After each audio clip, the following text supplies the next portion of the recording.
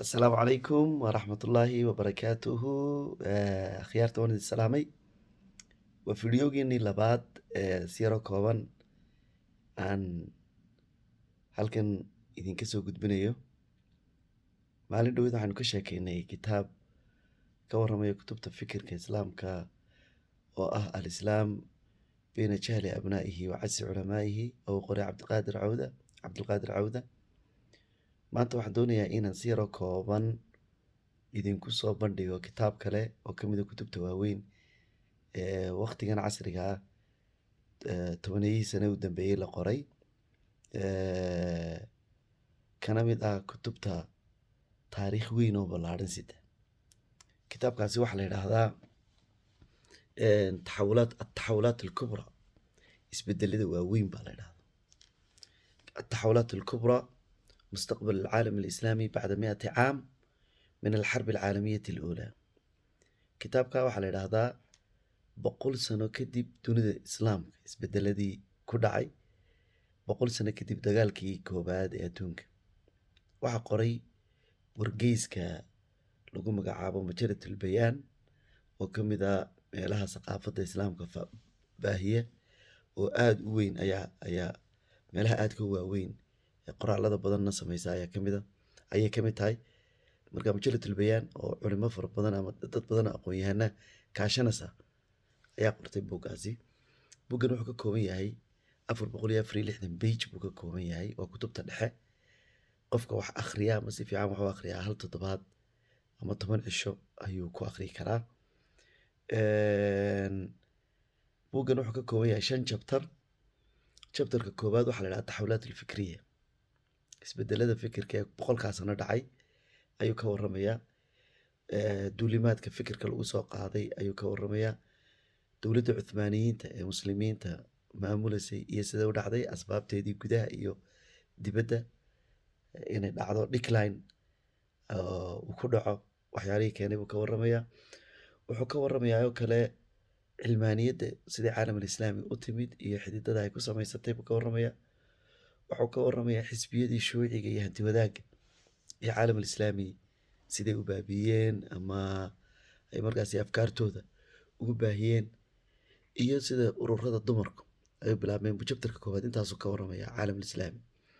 chapterka labaad waxa weeye ataxawulaat alsiyaasiya fi alcaalam alislaami, isbedelada siyaasadeed ee caalam alislaami 100 sano ku dhacay ayuu ka sheekeynayaa. marka wuxuu ka sheekeynayaa dadka laga tirada badanya caalam islaami ku nool iyo istaraatiijiyadda in loola dhaqmo ay tahay.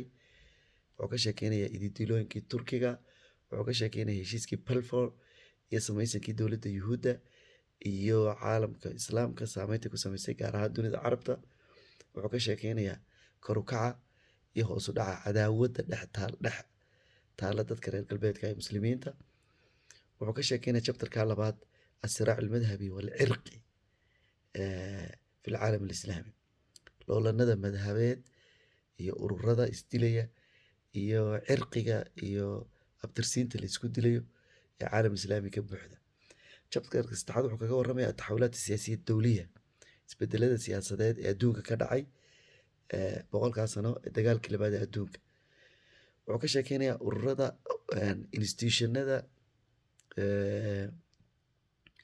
dowliga ah caalamiga ah iyo siday uga qayb qaateen inuu fikirka reer galbeedku meel kasta gacanta geliyo. wuxuu ka sheekeynaya siduu maraykanku aada uga horumaray iyo saameynta uu ku sameeyey nidaamka adduunka. wuxuu ka sheekeynayaa isbedelada ku dhacay miisaankii awoodaha reer yurub, dowladihii reer yurub markuu maraykanku soo baxay halkay ku dambeeyeen, heshiisyadii la galay dagaalkii labaad ee adduunka kadib iyo saameynta tabanay ku samaysay caalam alislaami ayaa uu ka warramaya. chapterka afraad wuxuu kaga warramayaa kitaabkani ataxawulaat fi majaal alcamal alislaami, isbedelada ku dhacay camalkii islaamka ee dunida muslimka ka dhex socday, ururada islaamka iyo ilaalinta identityga dadka muslimiinta ah ayuu ka warramayaa. si gaara wuxuu ka sheekeynayaa ururada islaamka ee ka jira dalka qaaradda hindiya ayaa uu ka warramaya. chapterka ugu dambeeya waxuu ka sheekeynayaa ataxawulaat aliqtisaadiya, isbedelada siyaasadeed, isbedelada dhaqaale baan u jeedaa ee adduunka ka jira. uu ka sheekeynaya carabtu 100 sannadood kadib oy maraykanka dabadhilif u ahayd halkay ku dambaysa ayuu ka sheekeynaya dhaqaalaha adduunkuna siduu isku bedelay dagaalkii koowaad adduunka kadib ilaa imika siduu isku bedelay. ninka kitaabka akhriya wuxuu kala kulmayaa waxyaala la yaab leh oo wacyigiisa kor u qaadaya. 10 jeer haddaad ku noqoto kama xiisa goynsid kitaabka. marka qofkii akhriyeyna kolley wuu garanaya, qofkii aan akhriyinna waxaan jeclaan lahaa oon talo ku siin lahaa inuu akhriyo. aadna waad mahadsantihiin. asalaamu calaykum waraxmatullahi